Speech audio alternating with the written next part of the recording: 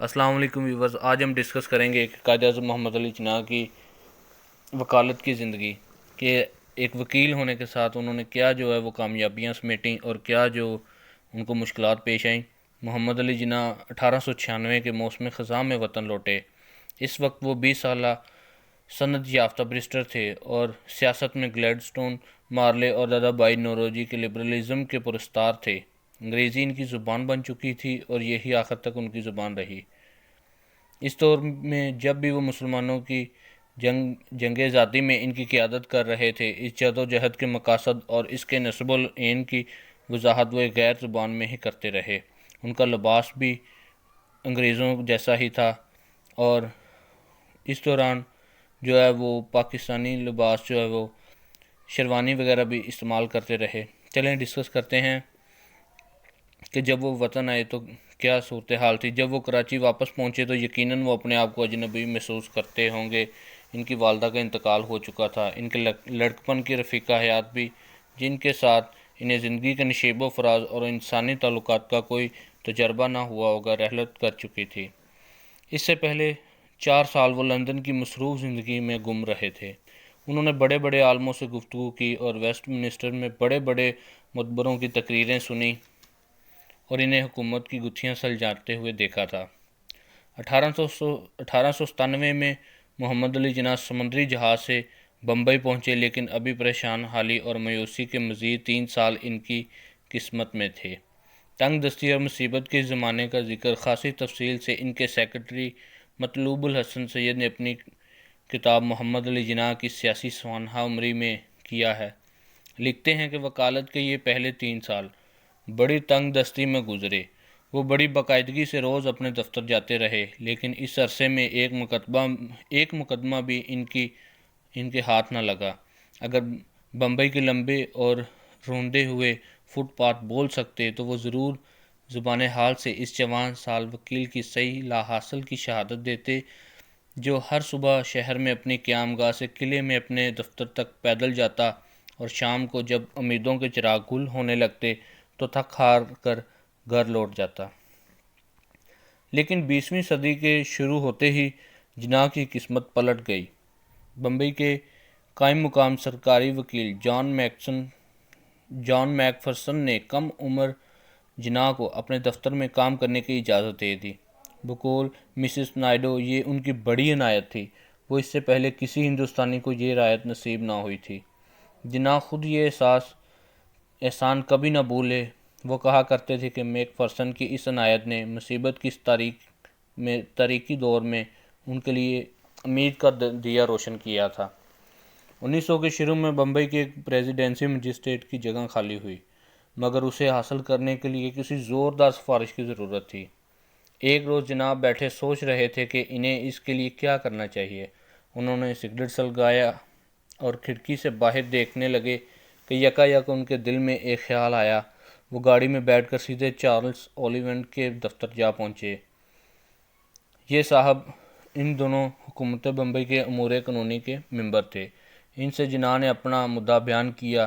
پھر mister make فرسن کی سفارش سے چند ہفتوں میں وہ عارضی پریزیڈنسی مجسٹریٹ مقرر ہو گئے۔ اس طرح ان کی مالی پریشانی ختم ہو گئی۔ انہوں نے ایک گاڑی خرید لی اور ایک اچھا سا مکان بھی خرید لیا۔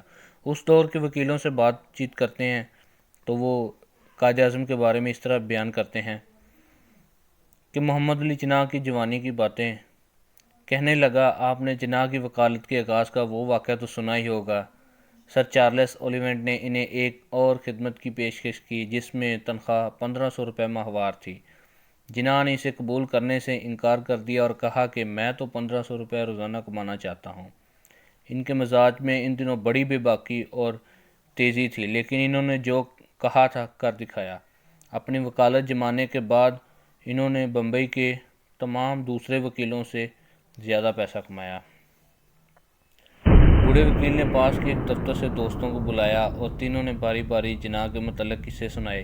ان میں سے ایک شخص ان کو اس زمانے سے جانتا تھا جب ان کے مالی حالات اچھے نہ تھے، لیکن اس وقت بھی ان کا لباس، ان کا طرح امتیاز اور اس مشکل وقت میں بھی ان میں انتہا کی خود اعتمادی اور بے باکی تھی، شاید اس سے بھی زیادہ جس کے لیے وہ بعد میں اتنے مشہور ہوئے، اور ان کی دیانت بھی انتہا درجے کی تھی۔ بے شک وہ ذرا ٹیڑھے آدمی تھے، لیکن میں نے کبھی یہ نہیں سنا کہ انہوں نے کوئی ناانصافی یا ہیر پھیر کیا ہو۔ یہ باتیں ان کی فطرت کے خلاف تھیں۔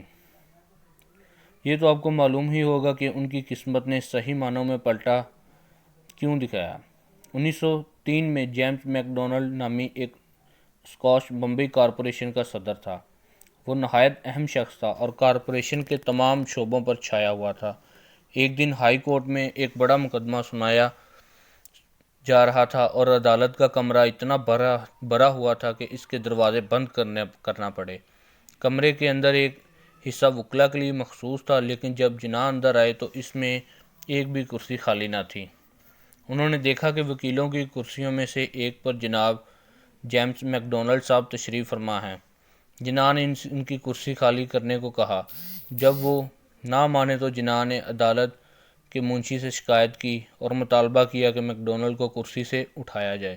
منشی ہچکچایا تو جناح نے دھمکی دی کہ وہ جج سے شکایت کریں گے۔ اس پر بیچارہ منشی مجبور ہو کر میک ڈونلڈ کے پاس گیا اور ان سے کرسی خالی کرائی۔ میک ڈونلڈ بھی غیر معمولی آدمی تھا، بجائے ناراض ہونے کے اس نے کرسی چھوڑ دی اور جناح کا نام دریافت کیا۔ کچھ دن بعد اس نے ان کو 1000 روپے ماہوار پر کارپوریشن کا وکیل مقرر کر لیا۔ اس پر دوسرا وکیل بات کاٹتے ہوئے بیان کرتے ہیں کہ جناح کی خود اعتمادی حیرت انگیز تھی۔ آپ نے سنا ہوگا کہ ایک جج نے کسی مقدمے کی سماعت کے دوران میں ان کے اندازے مخاطب پر بگڑ کر کہا کہ مسٹر جناح، یاد رکھیے کہ آپ کسی تیسرے درجے کے مجسٹریٹ کے سامنے بحث نہیں کر رہے۔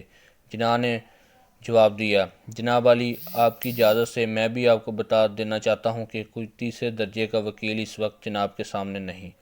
مجھے اس امیر ہندو زمیندار کی بات بھی یاد آ رہی ہے جس نے جناح کے باری فیس پر ان سے احتجاج کیا تو وہ بولے، تو آپ تیسرے درجے کے ٹکٹ پر پلن ریلوے سلون میں سفر کرنا چاہتے ہیں۔ مجھے یاد ہے کہ ایک دفعہ میں ایک امدادی فنڈ کے لیے چندہ جمع کر رہا تھا۔ لائبریری میں انہیں دیکھ کر ان کے پاس گیا اور چندے کی فرصت ان کے ہاتھ میں دے دی۔ انہوں نے اپنا چشمہ لگایا، اسے پڑھا اور مجھے جواب دیا، مجھے اس معاملے میں کوئی دلچسپی نہیں۔ جناح اتنے لائق اور دھن کے پکے تھے، بحث میں ان کی لیاقت اور برتری کے سب قائل تھے۔ وہ عدالت میں بحث کے لیے خاص انداز سے کھڑے ہوتے، اپنا چشمہ آنکھ پر لگاتے اور پھر آہستہ سے جج کی طرف آنکھ اٹھاتے۔ ان کی حرکات و سکنات سے ایک ایکٹر کی ہوشیاری جھلکتی تھی۔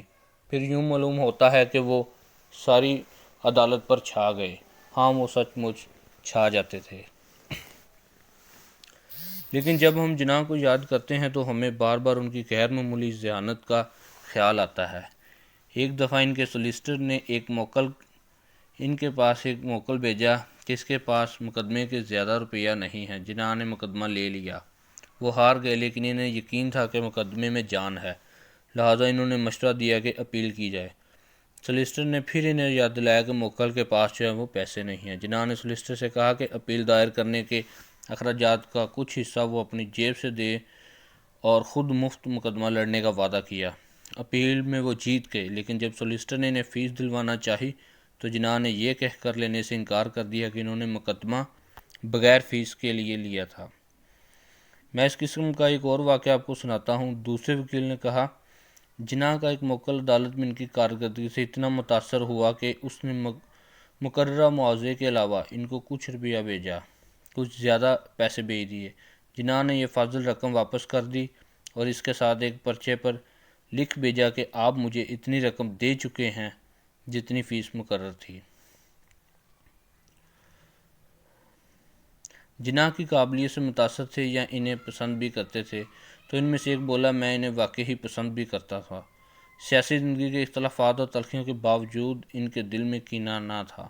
وہ سخت ضرور تھے لیکن کینے سے بالکل پاک تھے۔ ان تینوں وکیلوں میں سے 2 ہندو تھے اور ایک پارسی۔ کچھ عرصے بعد ایک پرانے بیرسٹر نے جناح کی وکالت کے بارے میں جو خیال ظاہر کیا وہ اس سے خاصا مختلف ہے اور شاید رائے زیادہ گہرے مشاہدے کا نتیجہ ہے۔ انہوں نے کہا، ہمیں یہ نہیں بھولنا چاہیے جب جناح نے وکالت شروع کی اس وقت بمبئی میں وہ واحد مسلمان بیرسٹر تھے۔ ممکن ہے 2 ایک اور بھی ہوں، لیکن ان میں کوئی قابل ذکر نہ تھا۔ وکلاء میں سے اکثر ہندو یا پارسی تھے، اور شاید وہ اس بات پر خوش نہ تھے کہ مسلمان تاجروں کے خاندان کا ایک بیرسٹر اپنے کام میں ایسی غیر معمولی محنت کر رہا ہے، اس لیے وہ اس پر نکتہ چینی بہت سختی سے کرتے۔ حقیقت یہ ہے کہ جناح کی زندگی لطف و عشرت سے یکسر خالی تھی۔ وہ اپنے کام کے سوا انہیں کسی چیز میں دلچسپی نہ تھی۔